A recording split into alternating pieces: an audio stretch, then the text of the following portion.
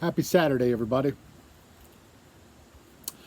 Absolutely gorgeous Saturday here on last day of camping.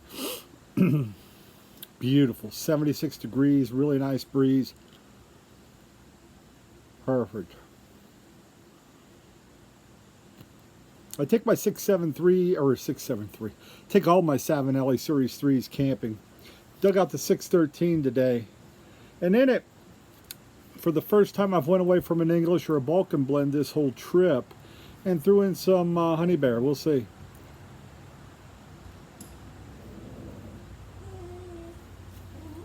Annie and Bo are out here, so if you hear some honking in the background, that's what you got. But I wanted to come to you today as a different kind of video. And it's something I'm probably going to start doing more of. And those are book reviews. If I read a good book, I'll pass it along to you, for those that are interested in reading. And I came across one in Books A Million not too long ago, and it just kind of caught my eye. The premise of it, the thought of it. You've heard me say a bunch of times, boy, I'd love to live up in the mountains in a one-bedroom apartment and only come down for supplies once a month and be able to read and smoke my pipes, have scotch, relax. In a roundabout way, there's a little bit about what this book was about.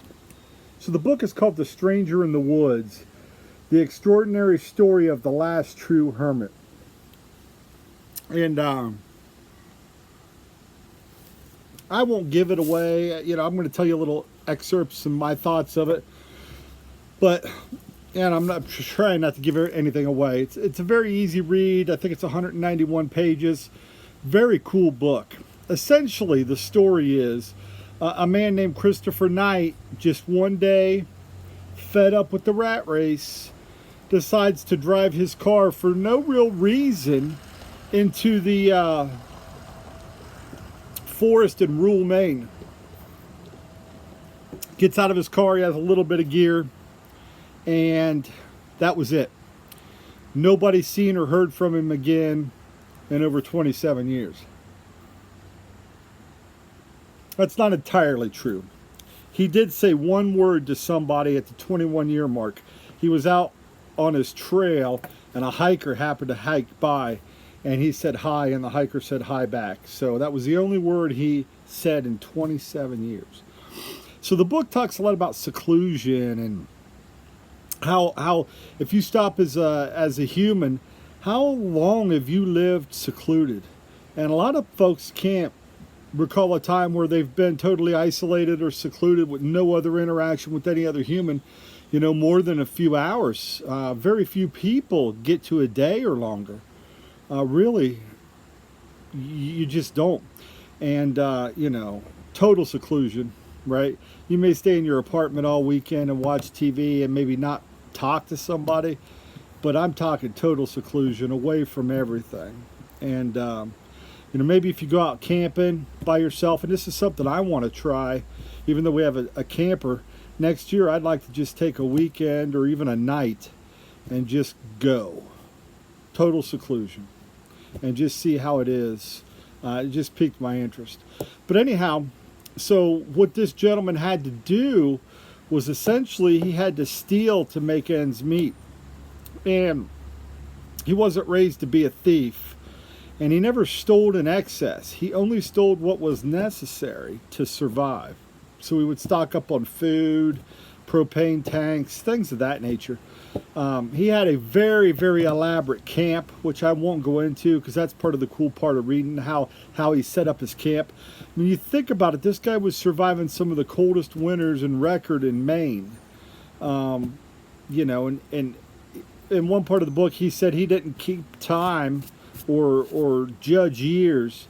You know, to him, the moon was the hour hand and the minute hand, and the seasons were the hour hand of his clock. And he wouldn't break into homes that people were in.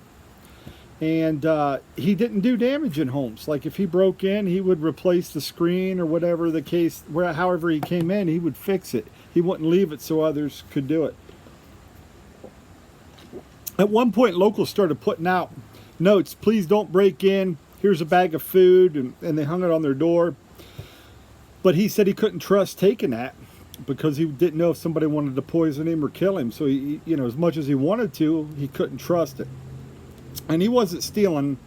You know, the things he stole were books, and every now and then he'd steal a handheld video game. But, you know, books and food and basic necessities for life. So he wasn't taking your TV or anything like that. Wasn't going to a pawn shop. He was taking what he needed to survive. And it was very interesting that when you stop to think about it, he was in the woods 27 years. Never seen a doctor. He said there toward the end of the 27 years when they finally caught him, his teeth were starting to hurt. And he did have one tooth that had to be removed. Had the same pair of glasses on from when he was in high school when he went into the woods at 20. So those were his high school glasses. So they were really no good to him anymore. Couldn't see really past his arm. But he had all the trails and everything memorized in the forest. And he was very careful never to walk. I mean, there was only certain times he'd come out of his camp. You know, if it was ice, that was a good time because it wouldn't leave footprints. Or if it was snowing very heavily, he could come out because it would cover up his footprints. He was very, very, very cautious, never to be found. And he had a very, very secluded camp. And it worked very well for him. So, you know, to me, it just showed me, again, another example of you don't have to have a million things in life to be happy. I mean, this guy really had nothing and made the best of it, you know. And I won't spoil it to why he did it, you know. You'll have to read the book if you're really interested in some of those answers. But the fact that he did do it and no contact. Can you imagine no contact with your family for 27 years? They didn't know if you were dead, alive, anything. Gone. You're just gone. His family didn't even file a missing persons report, which I thought was kind of weird, but never was filed. But he always grew up learning how to live off the land and do other things. So not only did he steal, he did a lot of other things to help him live off the land. And just a real cool book, You know, if you talk about wanting to get away from it all and lose yourself in a book, you know, this might be one that you want to check out and just say, hey, how cool is it, you know, that this guy vanished and basically was self-sufficient. Now, he wasn't proud of himself. He was very almost sick to his stomach that he had to steal to make things happen. He wasn't raised that way, and he knew it was wrong. And the locals were very, very split. Half the locals said, let him go back to the woods. He's never hurt anybody. Sure, he's taken a few things, but he's never hurt us. He's never damaged our property. Yeah, he's taken some food and blah, blah, blah. We'd given it to him anyway. So you can have that, and I see that point of view. Then you have the other point of view where the other locals are like, no, he needs to go to prison. I lived in fear for 27 years. My grandkids had nightmares about this hermit guy, and there was all these folklore and stories, and he basically took my little slice of heaven from me and essentially just stole it. I couldn't relax in my cabin. I always had to wonder, you know, and be on guard and worry about my grandkids and my kids and everything else. So I thought that was interesting as well. And I certainly see that point as well. I guess until you've lived it, you don't know, you don't know which side of the fence you would be on. One guy sat in his cabin for over 2 weeks with a shotgun just waiting for him to break in, and he never did, thank goodness. But phenomenal story. So this is one, if you've ever thought, even if you've never thought about, but if you've ever thought about what drew me to this story was, you've heard me say, man, how cool would it be just to get out of the rat race and have no responsibilities and no, you know, of course you wouldn't have a camper, you wouldn't have a truck, you wouldn't have a roof over your head maybe in some cases. But do you need it? That's the question that only you can really answer, right? Do you really? And Mrs. Buckeye and I talk about that all the time. We look at stuff and say, do we really need this? And we've pared down a lot of stuff, and we've still got too much stuff, and we'll probably pare down even more. But do we use it?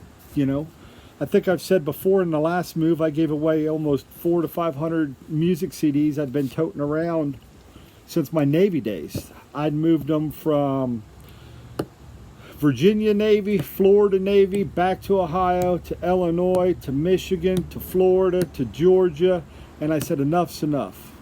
I've moved them for 20 years, and I haven't dug them out in 10. I'm done with them. I gave them away. And I've got a lot more stuff like that. And I know I'm a little bit off topic, but not at the same time. I mean, think about it. Look around your house. Do you really need everything that you've stocked up? I'm not saying give away your life savings. Don't take it like that. Buckeye's not out here saying everybody should join a commune and work for free. No, I'm not. I'm not saying that. I'm just challenging everybody's thought process a little bit to say, if this dude here can live in the woods for 27 years without speaking to but one word in 27 years, living on the bare necessities through winter, summer, spring, the heat, the cold, you name it. If he could do that, do I need 400 CDs? I mean, certainly if you're using them, keep your CDs, enjoy them, have fun. That's part of what life's about. But off topic, there's my rant. So for The Stranger in the Woods, the extraordinary story of the last true hermit, I'm going to give this a must read. If you're a reader, if you like these kind of stories, even if you just like interesting reads, and maybe you're into sci-fi or horror, or you just want to read something different, pick you up a copy of this. You won't be disappointed. It's very fast, very good read, very interesting, and I had a lot of fun reading it. So. Next book, the one I just started last night, it's going to be a little different. That's a beast. That's about almost 900 pages. That's called About Face. It's the story of David Hackworth. I think it's Hackworth. He was essentially, and I won't get into it too much, but joined the Army at 15 and advanced all the way up through the ranks. Fought in Korea and Vietnam, and he is one that's known for being outspoken on Vietnam as an unwinnable war from an Army perspective. And so I thought it'd be an interesting read. It's a good read on leadership, and a good read on taking care of people, and a good read standing up for what you believe in. But that's a story for another day. When I finish that book, maybe next year, I'll do a book review. Stranger in the Woods, must read. Hope you enjoyed the video. We'll catch you next time. By the way, I do know I have a name tag on. I've been wearing this all day just to have some fun. We went to an alpaca farm today, and we were in a tour group where we had to write our name. Probably gonna wear it to dinner. Just, you know, be a goof. See if anybody says, "Hey, John, how are you?"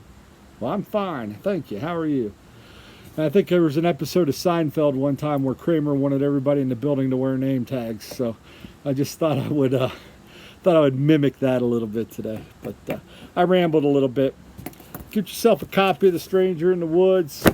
If you've read it, drop a link, drop a comment below deck. Tell me what you thought. If you get it and read it, come back to this video. I'd love to hear what you had to thought about it. Love to hear what you had to say, and maybe you have a different opinion than me.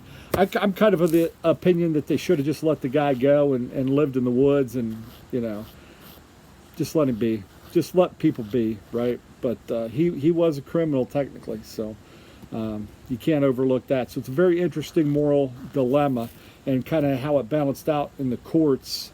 How do we handle this? We've never really had a case like this before, because it was just a different kind of theft to survive versus just theft. It doesn't really matter in the eyes of the law. Theft is theft, but I don't know. Make up your own mind.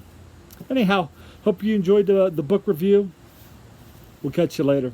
Wishing you all the blessings in the world. Pay it forward. Spend time with that family and the friends when you get a chance. Don't get too tied up in the rat race to overlook yourself. Have a good day, everybody.